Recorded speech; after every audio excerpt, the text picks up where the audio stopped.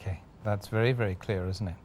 If a person is fasting and traveling long distance in a plane and is midway to his destination, should he break his fast according to the time of origin or the time at destination, as there is a difference between the two of several hours?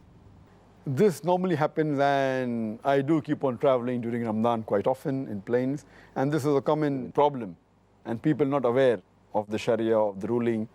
Many of them say, oh, I will break the fast according to the time of origin, some say time of destination, and there's a big confusion between most of the travelers. But the right ruling is that, as Allah says in the Quran, in Surah Baqarah chapter 2 verse number 187, that fast until night appears.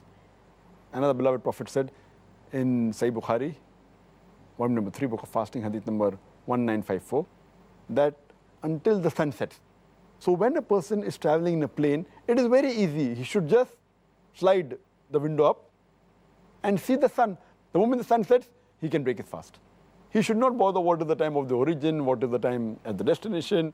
He should see that where he is, from the position where he is, the moment if he sees the sun set, complete disk has vanished, he should break the fast. Similarly for Suhoor, the moment he sees the vertical white streak of dawn, it is the false dawn. The true dawn is when he sees a reddish horizontal. When he sees that, it's the time for Suhoor, he should stop eating.